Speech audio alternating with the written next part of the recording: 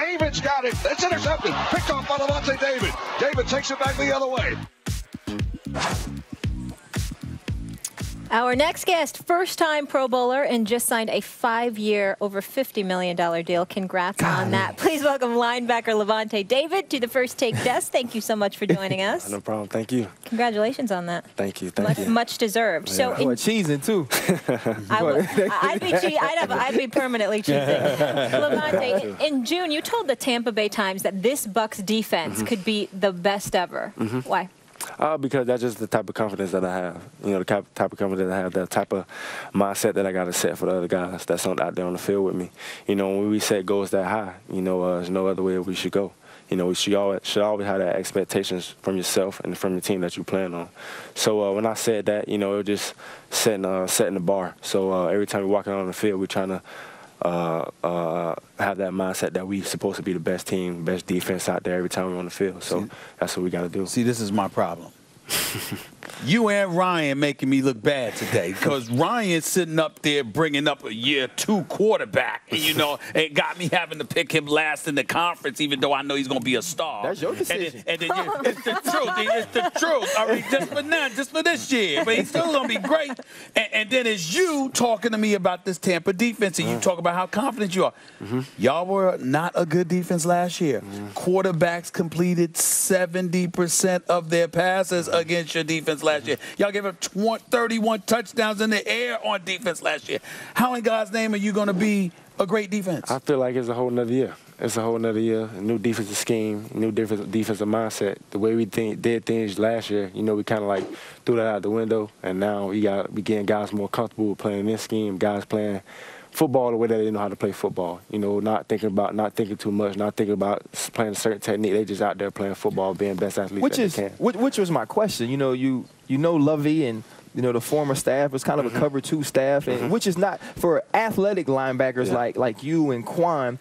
It's not attack. It's not go. Has Mike Smith changed some of those things to allow you guys to attack, use your athleticism, which this defense is, to be more effective in stopping people? Yes, I totally agree. He know how to use us in certain ways. You know, when he first met with us, he said, you know, he's going to use his player to their best ability. And, you know, that's what he's trying to use us. He's using us as attacking guys, you know, flying around sideline to sideline, making plays in the backfield, you know, pressure rushing, things like that. So we're going to be always on the constant go, being involved, being active. So that's a great thing that I like. Y'all walked into camp believing that into the draft actually believing your 2 greatest needs was an end pass rusher and a lockdown corner. Do you think that y'all taking care of that with Grimes particularly at the cornerback? Yes, I totally agree. You know, we all know Brent Grimes' resume, what he's been doing in this league for a long time, and he's showing out there in practice. You know, his nose-lost step, the way he breaks on the ball, you know, is unbelievable. I never seen him break on the ball like that before.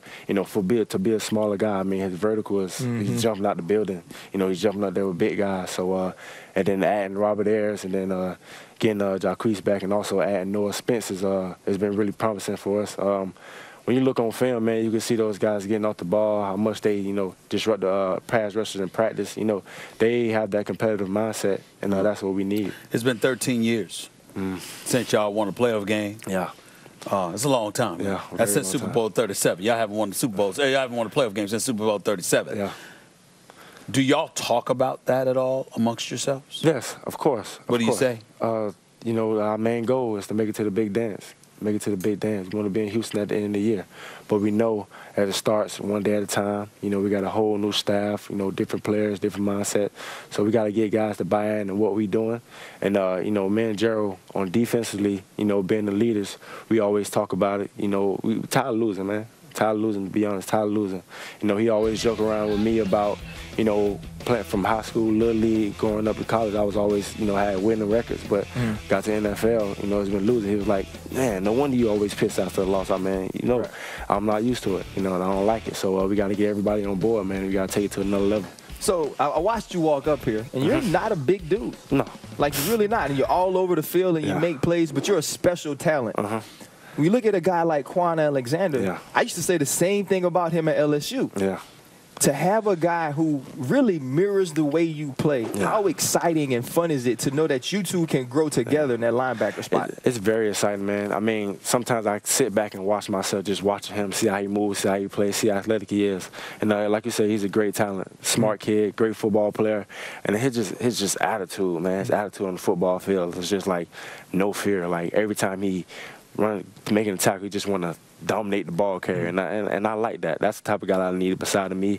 And you know, last year we lost him for those 4 games towards the end. You know, from us building up that camaraderie that we had, you know, it's kind of hurt me a little bit, you know, because I had to count on another guy to get adjusted to him. But you know, now that I feel like I can have him for a whole season, it could be great things. I know you fantasizing about going to the playoffs. You should, especially when you can play the way you can ball. But I'm looking at the NFC conference. There's got to be somebody from the NFC East, unfortunately. You know, probably somebody like Dallas, somebody. Okay.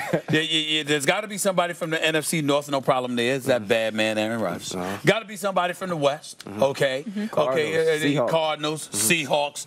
So, in the South, you got 1 or 2 choices. You're going to have to knock off Cam and the Carolina Panthers, or you're going to have to find a way to win yourself 10 games. Which is the better shot? I mean, what's the better shot? What's the better shot? First thing, man, we're trying to win this conference, win our division. Win our division, man. Basically, we got to knock out Carolina. You know, they the top dogs. You know, hats goes off to them. You know, they're a great football team, and they're in our division. So obviously, we got to win all our games division, but also try to take them off the top. You know, they won this division 3 years in a row. You know, so, I mean, I believe somebody got to overtake that. So here's my thing. We talked about the quarterbacks in this division, and I ranked Jameis a different place than Stephen A. did. But the point was, all of them can ball. All the quarterbacks in this division can play. And if you come in saying we are going to be the best defense, you played these teams 6 times. What are y'all going to do differently against these teams this year with these ballers at quarterback that puts you in position to make that playoff, but also be a dominant defense? I feel like we got to attack them. I mean, honestly, the past 2 years, we didn't get after them enough, you know, didn't, rally them enough, like you said, man, all those passing touchdowns, most of them was in our division. So you got to be able to rally those guys, guys like Drew Brees, guys like Cam Newton, guys like Matt Ryan. You just can't let them just sit back there and just, play pitcher catch down the field on us. So we got to do different things to, rally them and get them off their spot, maybe even get some sacks and stuff like that. So it's gonna be it's gonna be a tough task, but I think we'll get the job done. Lost 4 games to end the regular season, including 38-10 to Carolina.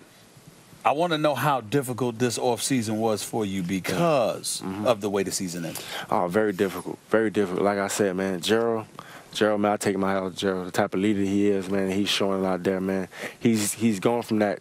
He's still a little vocal, but he's showing it out there, showing that, he leads by example now. You can see it on film, the way he's getting off the ball, the way he's hustling on and off the field. It's the small things. So, and everybody, take heed in that. When this season ended, he gave me a call and said, man, look, I'm tired of losing, man. I'm tired of losing. That's just the way we taking it going into this season. We got to feel like we got to take it amongst ourselves to do what we got to do to get everybody on board. But I feel like we got guys that, that can step up and also be leaders and also do what they're supposed to do, handle the things that they're supposed to handle to get us over the hump. LAVONTE, thank you for the time. And again, congrats on the new deal. Best of luck. And speaking of Gerald, there he is, paging. His ears must have been ringing. Gerald McCoy in the house. He'll be with us next.